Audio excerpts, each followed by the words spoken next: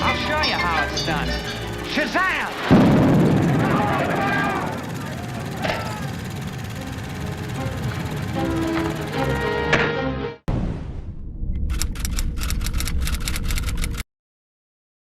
Hey, what's going on, Underdeveloped gang? Welcome back to our channel here where we cover everything entertainment. And today, it's a big weekend. We just got finished watching two movies. Probably two of the most anticipated movies of the summer and quite possibly the whole year. Barbenheimer. MCU, what? Yeah, Barbie and Oppenheimer, right? Yeah, it's not MCU. It's a whole different, it's a new age. Superhero movies are kind of getting a little defunct. And it needs to be that way for a little bit. I think we got oversaturated with it too much, and I think we need a little peel back.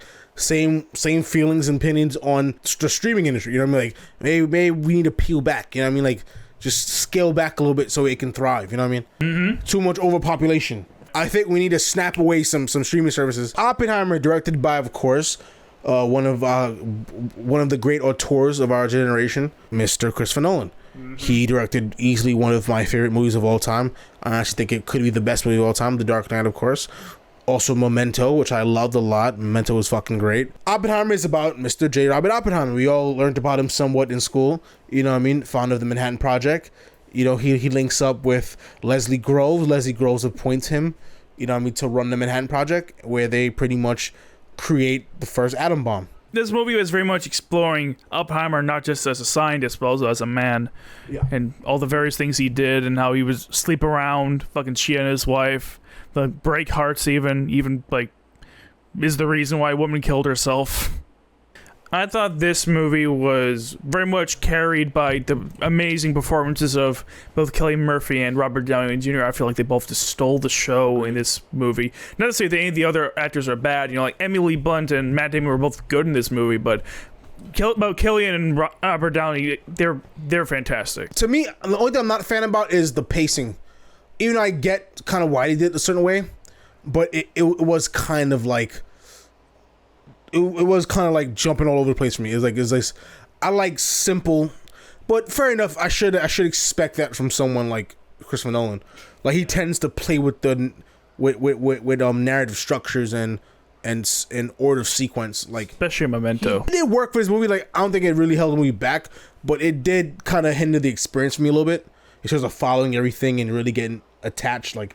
It just is so much going on. He's hitting you with so much different things. It's back and forth between Robert Downey scenes, the Jason Clarke scene, their position, and it's like almost like, okay, so this is a different time. This is at that time. This is in this time. Now we're in the future here. It's like, fuck, man. Like fuck. They do routinely cut back and forth between like 4 or 5 different time periods. I'm more of a fan of like narratives, like straight up cause and effect, one thing to the next. You know what I mean? Like. I like it simple and plain. I'm not into the whole like going back for it. I've never been a fan of that. You know what I mean? And to me, some of his best movies are films where he was straightforward. But certain movies need to have that, like Memento, and which it worked really well. And for a 3-hour movie that could be kind of excruciating, it's like, oh my god, so much information, there's so much to follow. Like you really have to be to watch the movie. Like to really get into this movie, you have to be laser focused for 3 hours. Yeah. And thankfully I was, because this really didn't like I really didn't feel affected like that. He's good at watching movies like very intuitive for the first time. Like he's really good at that. I'm the opposite. I need to watch movies like 3 times for me to really get into it. But I mean, I got this movie enough to like, you know what I mean, like to make a comprehensive review. Like, oh, I'm sure have. I'm well aware of like what I like and don't like about this movie, you know what I mean, so far. Fair enough, we are kind of reviewing it right after we've seen it, so but we kind of have to because I have a busy weekend. Yeah, it's a time constraint thing. Cillian Murphy definitely he's like the best part of this movie. Him and Robert Downey, easily the best part. They're amazing. And the movie kind of takes a segue because at the end of it, like after they dropped the bombs on Japan and we dealing with the fallout and everything else, Robert Downey Jr. kind of steps into the role as like, okay, he's kind of the antagonist here. Yeah, you know what I mean? It's very clear. No, he's the bad guy. Yeah, exactly. And it's like that's when the movie kind of sizzles for me. I'm like, I really wasn't expecting that. I was like, okay, like there's some really good scenes, and Robert Downey Jr. had some really good performances, like especially towards the end. Like he had really good monologues. He had really good like a scene where he just like, you know, I'm like it's like just it's a circulating shot that's revolving around the room around him, and he's just kind of talking about everything that happened. You know what I mean? And why he's like him and why he wants to get back at him. You know what I mean? And kind of, you know what I mean, like and kind of discredit him, you know, because he felt he'd kind of discredited him. Because Oppenheimer kind of like embarrassed him in front of like a public hearing, you know what I'm saying? Cracking jokes at his expense. Made him look like a fool, you know what I mean? Like, I'm in total agreement with you there. I feel like that part of the movie was the best part of this movie. Not to say the rest of the movie was bad or anything, but that was just the best part. Like it was, really. The most stuff was cool, you know what I mean? Like I like when they first, it was interesting. Like the really made it good was like not just really just the visuals, like the way they played with sound. Yes, like sound design was great. I kind of wanted a more like stancy approach to like doing this. How did it make him feel, and what does he like, and what does he feel, and what does he feel about that, the role the government played? I kind of wanted to get into that, and the movie didn't really give me too much of that. I feel. I guess they could have done a little more with it, to be honest. I can't really. The movie didn't need to. Kind of really wasn't about that. It kind of had already a lot going on, so I can see why they really didn't want to delve into that too much.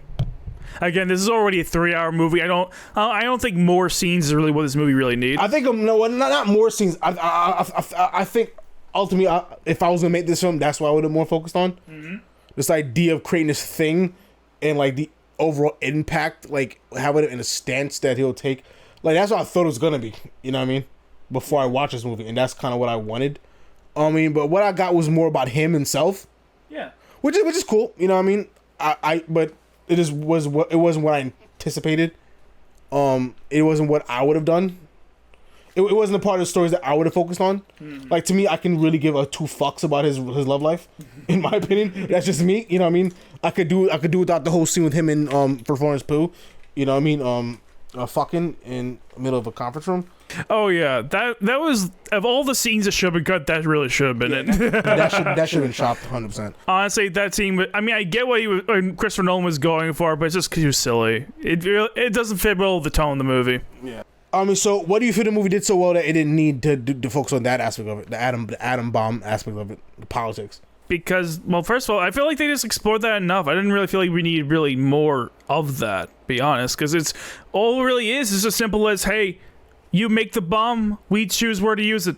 Yeah, that was that. Yeah, Matt Damon explained that perfectly, frankly, and I'm like, you know what?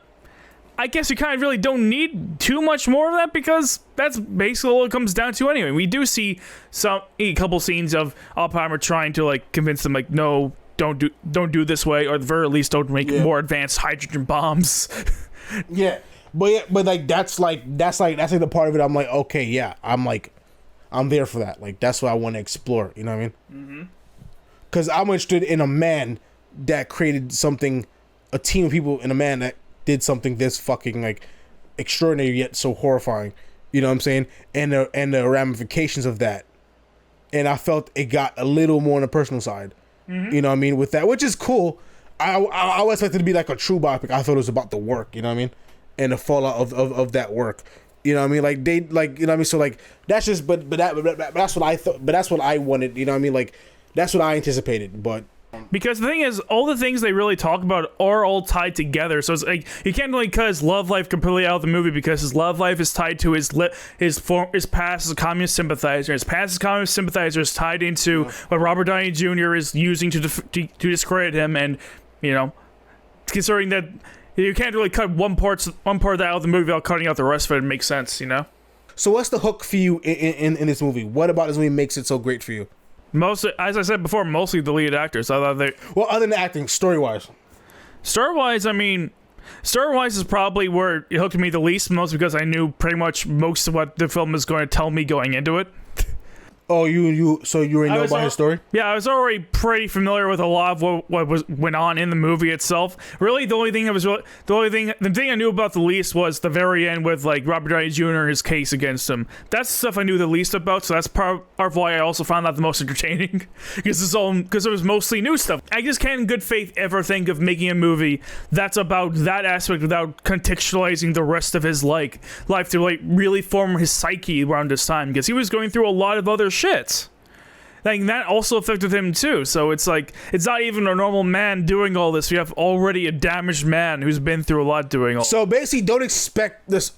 This movie, yes, it's about to prevent the atomic bomb, but it's about a man. You know what I mean? Yes. It's about this is a biopic. This is about a guy's life. Oh, and a scene with Gary Oldman was pretty good too. I just love that scene when Oppenheimer walked out and he was like, "Oh, get this crybaby! Yeah, get this crybaby away from me." I was like, I know. And he told him it wasn't you that did it. Like that scene was more what I thought the direction of the film was going. You know what I mean? Like, because he had real concerns. Like, yo, I feel away about this. Like, what we just did, we did that.